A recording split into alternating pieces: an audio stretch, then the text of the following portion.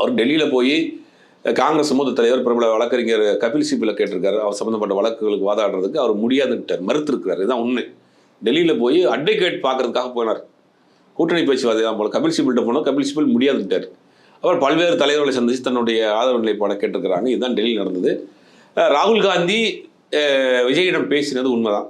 செல்வ பெருந்தகை ஒத்துக்கிட்டாரு. அதுவும் திமுக தலைவர்கிட்ட பேசிட்டு அனுமதி வாங்கிட்டு தான் நாங்கள் பேசணும்.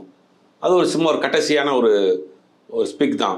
வேற எதுவும் நார்மலான விஷயம் தான். ஆனால் காங்கிரஸ்குள் திமுக எதிர்ப்பு மனநிலையில் ஒரு சங்கி கூட்டம் ஒன்று இருக்குது. காங்கிரஸ்குள்ள இருக்கிறாங்க. அந்த கூட்டம் என்ன பண்ணுதுன்னா, எப்படியாவது இந்த கூட்டத்தை கழட்டிக்குள் கொண்டு போய் விஜயோட ஜாயின் பண்ணிடணும்னு நினைக்கிறாங்க. அதுக்கு உண்டான முயற்சியெல்லாம் பண்ணுறாங்க. ராகுல் காந்திக்கு சந்திக்கிறது, மற்ற வேலையெல்லாம் சந்திக்கிறாங்க. ஆனால் தலைமையை பொறுத்த வரைக்கும் ரொம்ப தெளிவாக இருக்காங்க. நீங்கள் அகில இந்திய அளவில் காங்கிரஸ் கூட்டணிக்கு வந்து 100 காங்கிரஸுக்கு மட்டும் 100 எம்பிகள் இருக்கிறாங்க. தமிழ்நாட்டில் இந்த கூட்டணி தொடர்ந்து வெற்றி பெற்றுக்கிட்டு இருக்கு. அப்படிங்கும் போது ஒரு புதுசாக ஒரு கட்சி ஆரம்பித்து ஒரு நம்பரே ஒன்று ஆரம்பிக்காத ஒரு நபர்கிட்ட போய் இந்த கூட்டணியை விட்டுட்டு போய் அங்கே போய் சேருவாங்கிறது யாருமே செய்ய மாட்டாங்க. ரெண்டாவது, அகில இந்திய அளவில் இந்தியா கூட்டணியிலும் திமுக ஒரு முக்கியமான பங்காக இருக்குது. திமுகவினுடைய ஆதரவு காங்கிரஸுக்கு தேவை.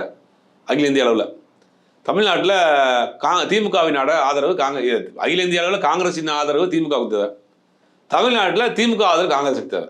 அப்படிங்கும்போது அந்த கூட்டணியான உடைவதற்கான வாய்ப்புகள்லாம் இல்லை. அதுக்கான முயற்சிகள் செய்கிறாங்க.